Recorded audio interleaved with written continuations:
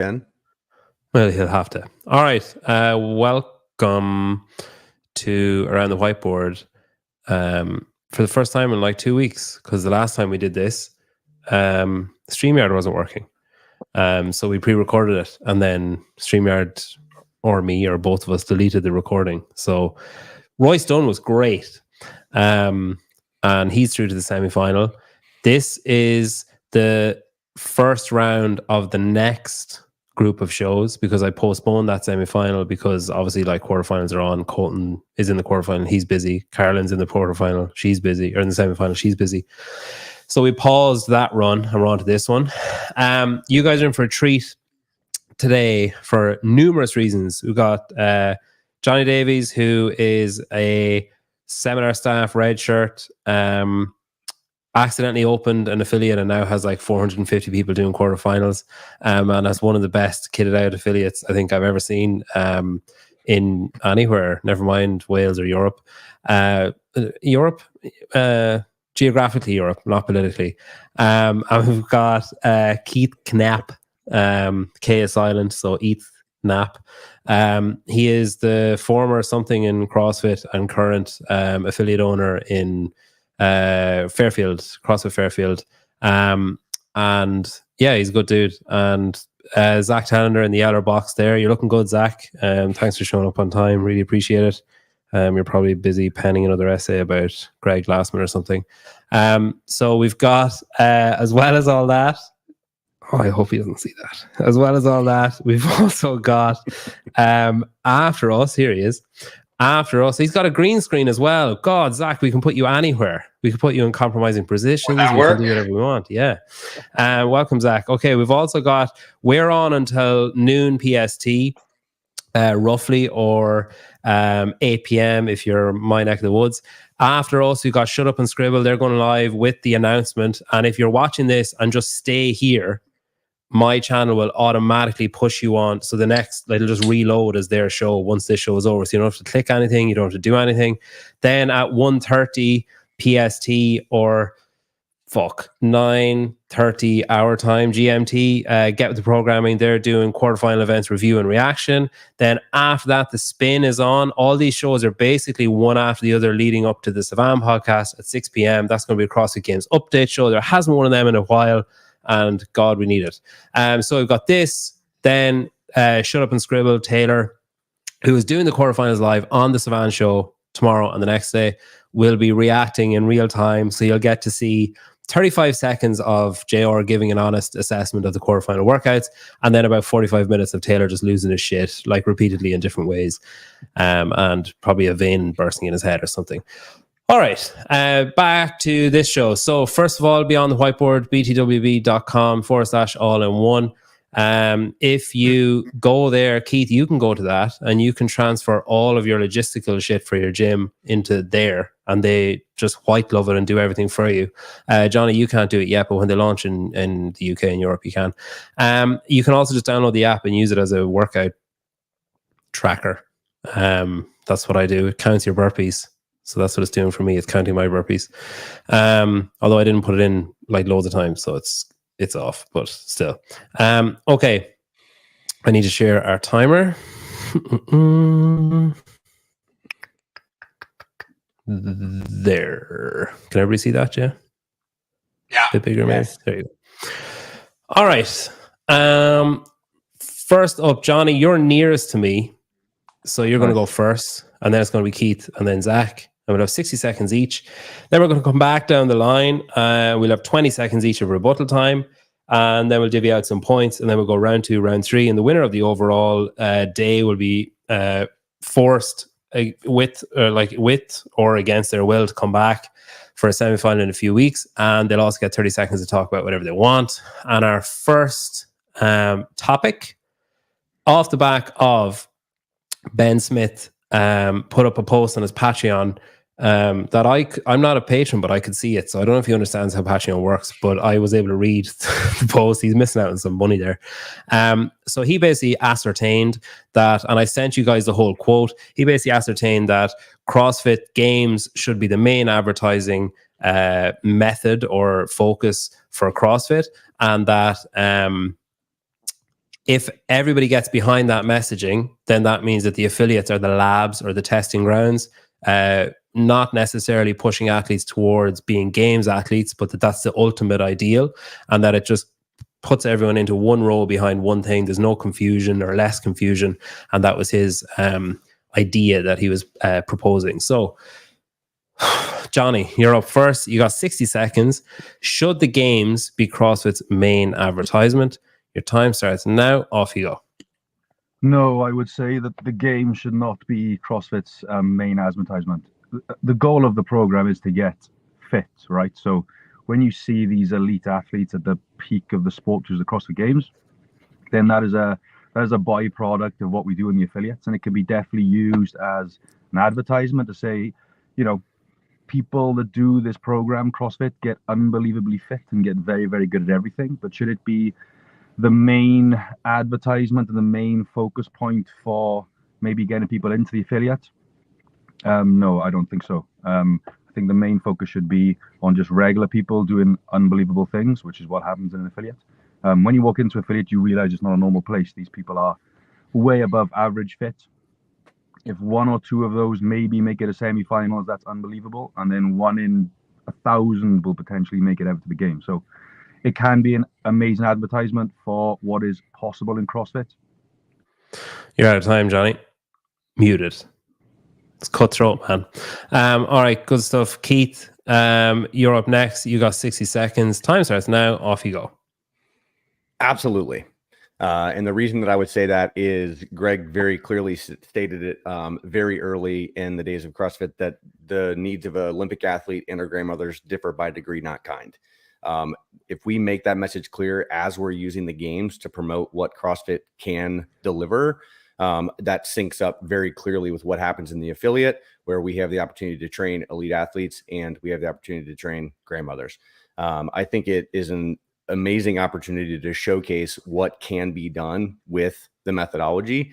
And it's the same reason that ESPN top 10 plays showcase the greatest athletes doing the greatest things, because it creates attention, it creates draw, it creates intrigue and interest.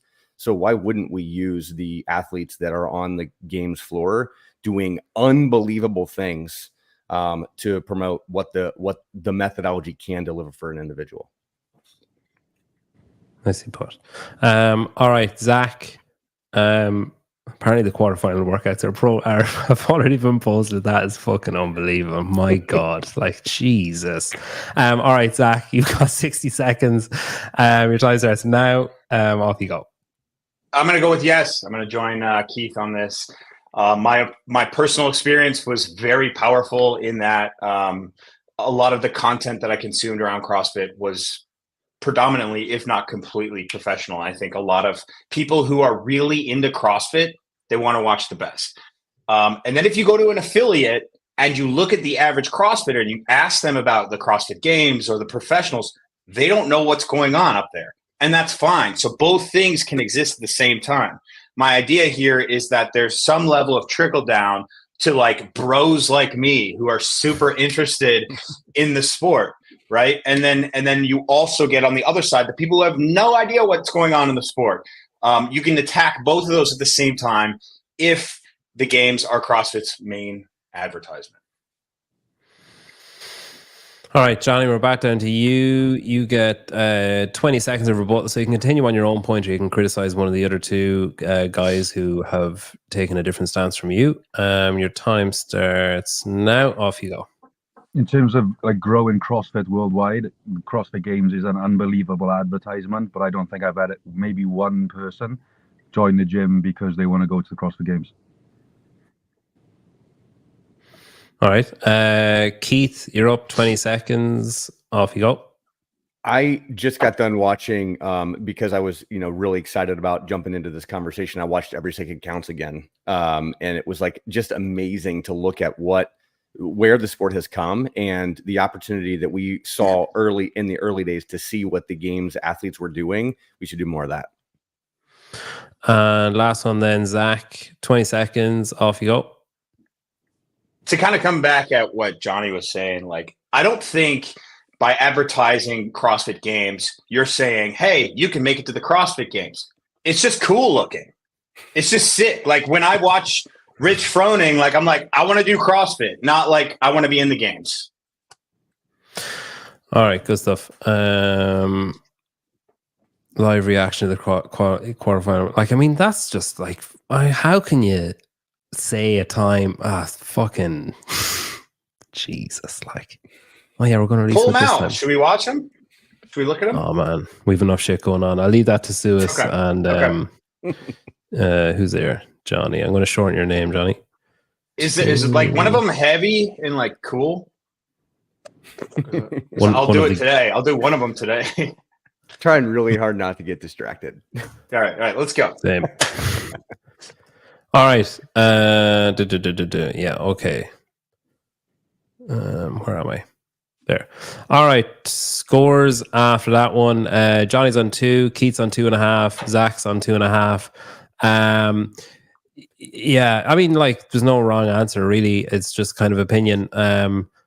I guess coming from fucking hell, how did I spell your name wrong? That is like atrocious. Coming from my own biases, I know that I think if people don't, maybe I'm wrong, but I think if people don't find the gym through YouTube or the sport or something, they kind of find it through happenstance. Like they Google it or they see it or their friend tells them about it, and none of those things are really advertising. So I think that's where I'm coming from with the scores there. Although I did like Johnny's the average being special, and I did like Keith's degree not kind and Zach tackling the bros. Oh shit! Show my super chat. I didn't see a super chat. Hang on. Oh, you are right, Zach. Is that Z-A-C-K. K. Okay. You had it right. Yeah, Z-A-C-K. Okay. That was a waste of $2, Augustus. Chump. Thanks. All right. Topic number 2. So this is off the back of Fluffy Duck. Josh Pirtle put up a clip of Alex Gazan. I showed you guys this clip too in our notes. This is actually the most effort I've gone to for sending. Usually I just like type a question and I say, all right, best of luck. But I actually gave you some content to consume. So on this one, Alex was talking about, Josh put it to her about the difference between the methodology and the sport and the differences between like healthy and unhealthy and what makes like our CrossFit Games athletes, would you see them as healthy or would you see them as unhealthy? And my question to you is, are they healthy or are they unhealthy? Keith, you're first up on this one because you went second last time. You have got 60 seconds. Time starts now. Off you go.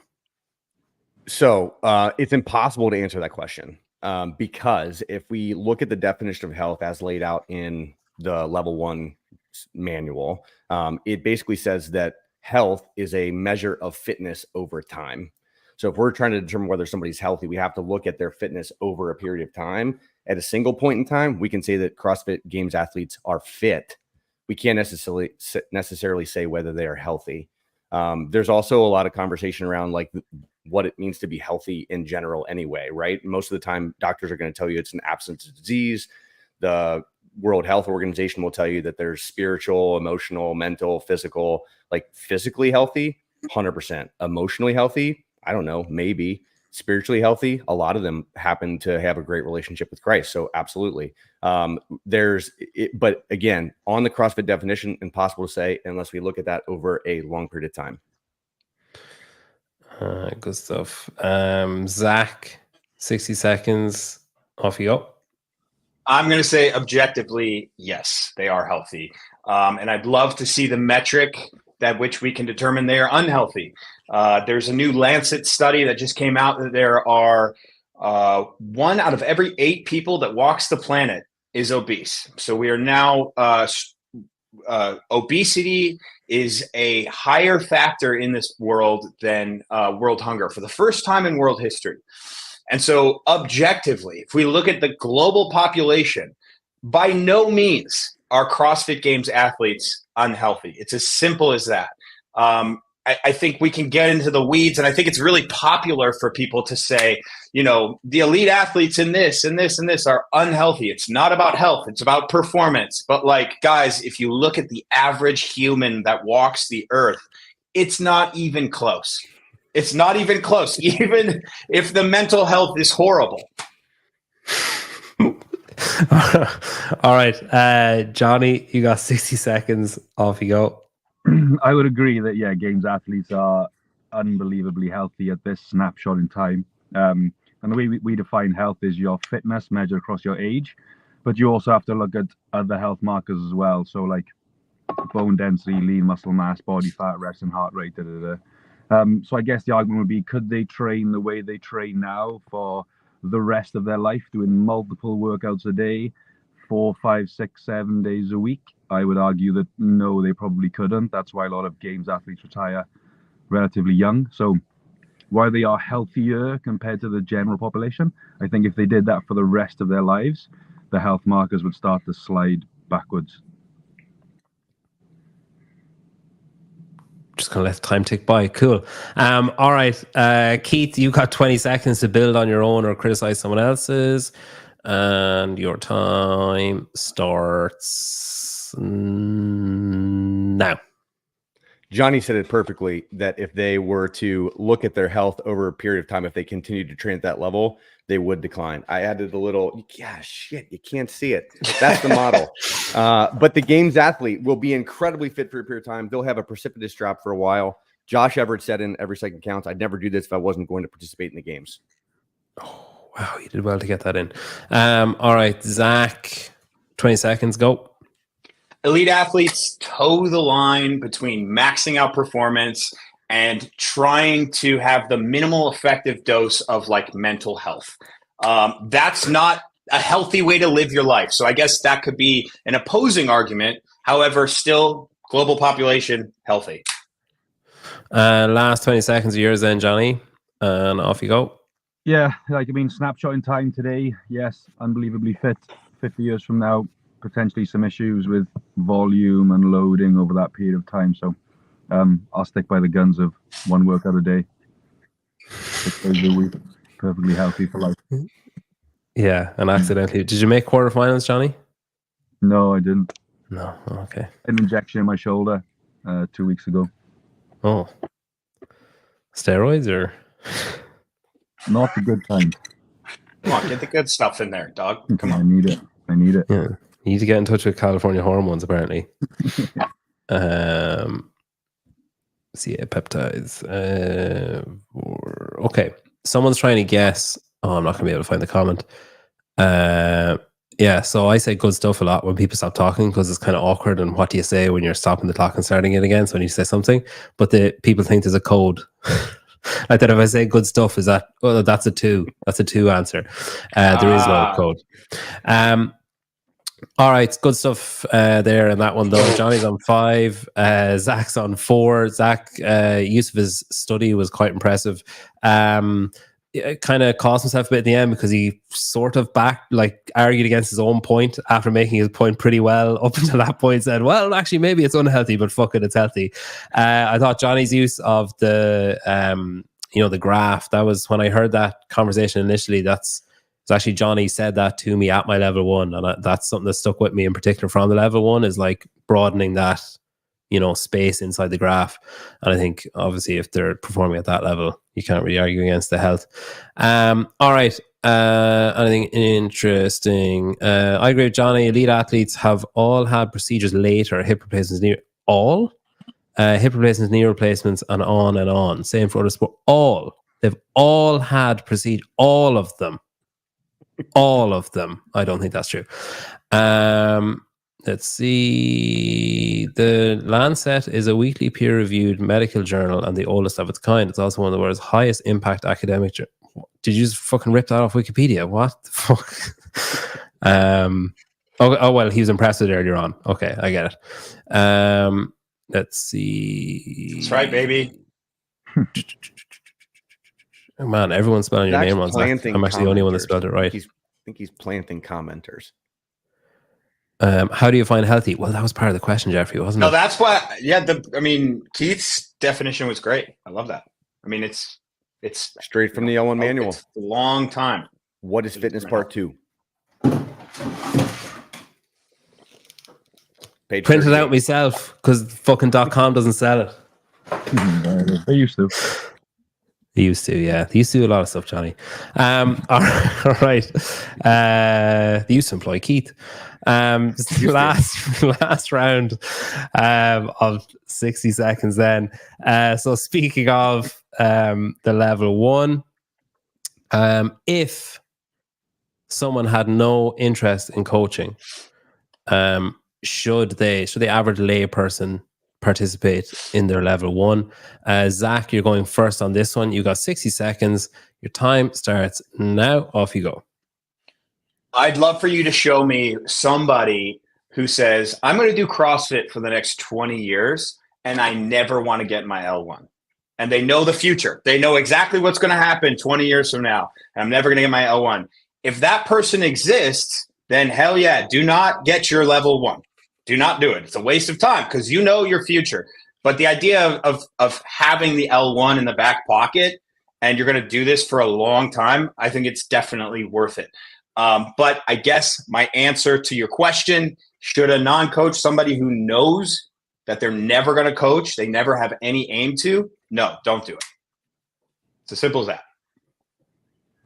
Interesting. Johnny Davies, seminar staff, red shirt. Should a non-coach bother with their level 1? Off you go.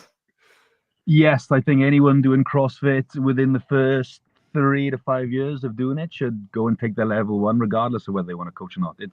It's if you're doing this CrossFit consistently, you will want to know why you're doing pull-ups and why you're doing thrusters and why you're doing these horrible 400-meter runs. And if you understand the methodology and the science behind why we define CrossFit and how we define fitness and all of this stuff, it makes it a better experience for the athlete, for the affiliate owners, for the coaches, all around.